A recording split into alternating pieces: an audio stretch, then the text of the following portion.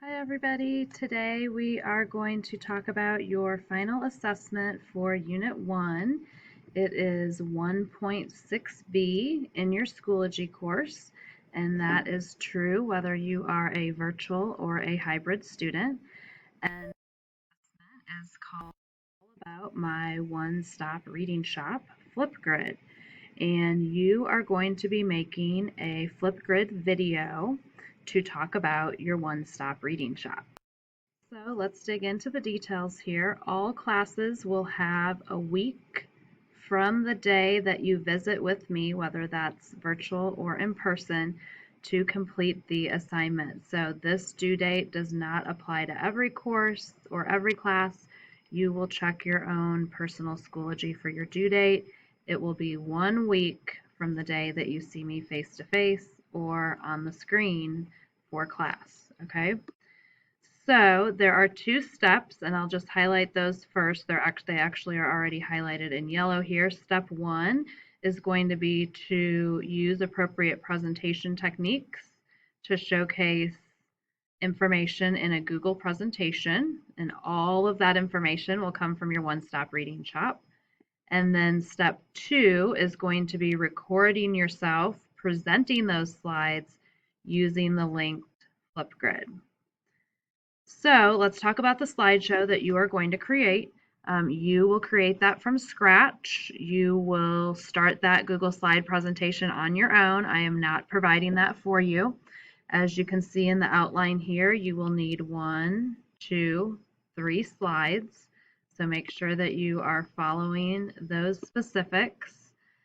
Slide 1 is going to be a summary of something that you have read. And you will notice on every slide it mentions that you should include images that are relevant. And part of giving a presentation is determining what images are going to convey to your audience the message that you are trying to send to them. So you want to make sure that you are choosing images that really speak to your content. So if I'm giving a summary of a book, I'm thinking that maybe the cover of that book would be a relevant image. I probably don't want to crowd my screen with 6 or 8 different images of covers or characters, because that might get to be a little too much for the audience to comprehend or to take in. So keep that in mind. On slide 2, you're going to focus on your personal word collecting tab. So you're going to choose a word that you want to talk about. Just as it's laid out there on that tab, you will tell us the quote from the text, what your guess was at the meaning, and you're going to go ahead and choose a relevant image for that slide as well. And that's just showcasing your ability to find words that are new to you and grow your vocabulary. On slide 3, you are going to dig in deeper with vocabulary, and you are going to choose one specific one-liner that you've created to share with your audience. And again, you're going to follow the format of that slide by defining the word. And yes, you can choose the word that you already showcased on slide 2, because you'll be taking it to the next level by giving us the part of speech, some pictures that represent the word, the definition of the word, your interpretation of the quote in your own words, and again, images that are relevant. Step 2 of this assessment is for you to record yourself presenting the slides using Flipgrid. So there's a video linked here that will show you how to screencast while using Flipgrid. My guess is that you're probably familiar with Flipgrid, but maybe you've mostly videotaped yourself and not your screen. So be sure that you watch this quick video. It will show you how to record your screen. There will be a 2-minute time limit on the Flipgrid to include all of the required information. And part of the bonus of having a Flipgrid assessment is that you can re-record yourself as many times as you would like, so that your final product is exactly how you want it to be. and we will go over the rubric here in just a second so you know exactly how you are going to be graded. I would definitely recommend having more than one take or one attempt at recording your final video, just to ensure that you're getting in sufficient practice. So utilize that as a tool to ensure that you are submitting quality work. And the rubric that is embedded as an image might be a little difficult to read in detail, so it is also linked here in the Google Doc. And we are going to go ahead and run through this rubric, and I will talk a little bit about how each of the criteria or the learning goals relates to this particular assignment. And so part of your assessment is the planning and delivery of your presentation based on the task, the audience, and the purpose, including multimedia. That's going to be including the slideshow presentation that you create. And over here in the comments column, I just have some word cues or look fors, as you will hear me call them, that kind of break down the standard and let you know exactly what is your teacher looking for when grading this, and what do you need to do to earn a proficient, which would be the score that you would want to strive for, and above and beyond proficient would obviously be mastery. So being prepared for this particular assessment means that, number one, you have been keeping up with your one-stop reading shop. That's going to be the initial piece that is going to show preparation. Number two, as the creation of the slides and being able to embed some images into your slides, or potentially show certain parts of your screen on your screencast through Flipgrid. The multimedia piece, again, is just utilizing really the technology of Flipgrid, but also the technology of the Google Slides. And then we have the elaboration piece. So being able to emphasize significant points of what you are talking about. Sometimes you have to do more than just state the word that you chose. Tell why you chose it. What stood out to that word about you, or what stood out about that word to you. Tell more, tell more, tell more, okay? So you'll hit that idea of elaborating. For our next criteria, we have speaking clearly and audibly to the point. So this has to do with your volume, your tone of voice, your speed at which you are talking, and how clear is all of that coming across to your audience. If you're talking too loud on a video, that could be disturbing to your audience. And if you're talking too quiet, well, they may not even be able to hear you, right? So keep your volume at a moderate level, and I would recommend checking how that comes across on your video before submitting. Coherent speech is what you are saying clear to your audience. Are you mumbling your words? Are you tripping over your words? Is it apparent that you put some time into practicing because you actually know what you're going to say and you're not just making it up on the spot? No fillers. Most likely you are hearing a few fillers from me here and there on this video because this isn't one that I've practiced over and over multiple times.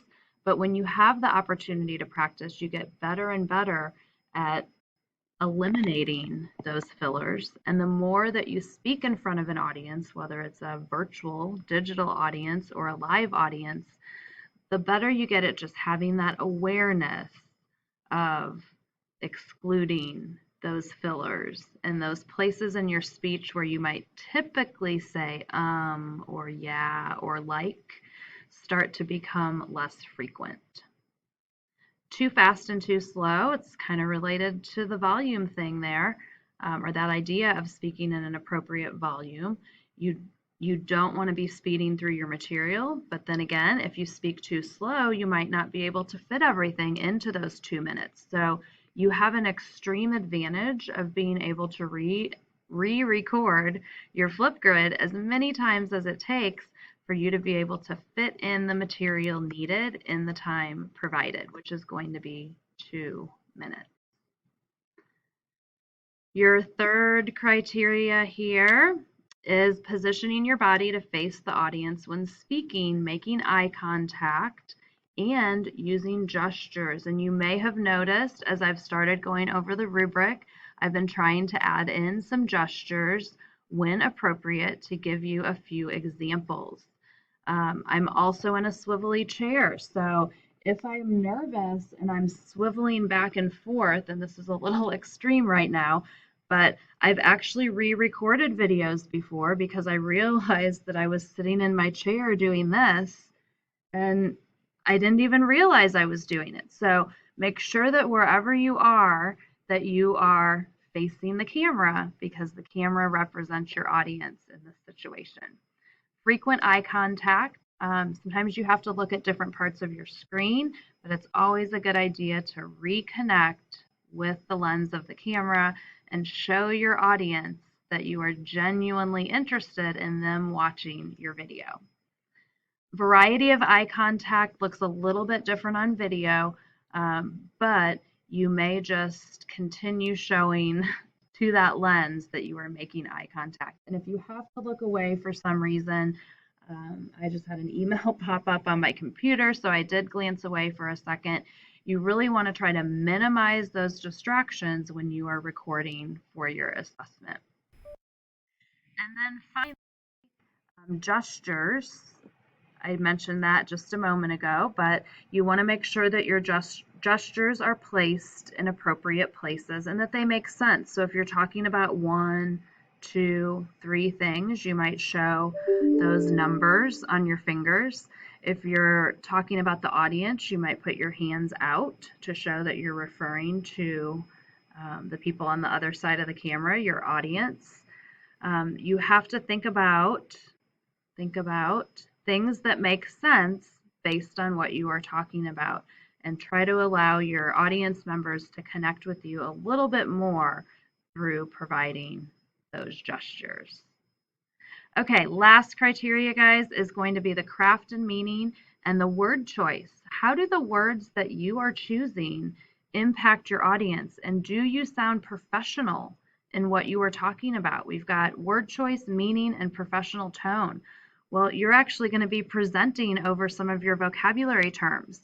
So, of course, you want to know that you're pronouncing those terms correctly.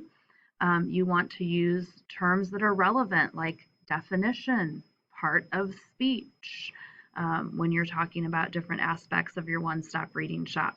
And when you're summarizing your book, you might actually use the word summary when you go into your summary. So just make sure that it sounds like a professional presentation and that you're choosing words that show that your vocabulary is growing as a 7th grader, not that you're trying to stick with those basic words that you've known and used since your elementary school days. So try to take it up a notch. All right, that does it for the rubric piece. And here we are back on the assignment page. I just want to reiterate to you that there are 2 steps to this assessment. The first step is creating that Google slide presentation with the 3 slides as they are outlined here. And the second step is recording yourself presenting those slides on the Flipgrid that is linked right here. In addition, you have a video here that goes over how to record your screen on Flipgrid, and you have a link to the rubric that you will be graded on for this assessment. Please feel free to reach out to me via email or during class if I see you in person with any questions about the assessment. Have a good day, guys.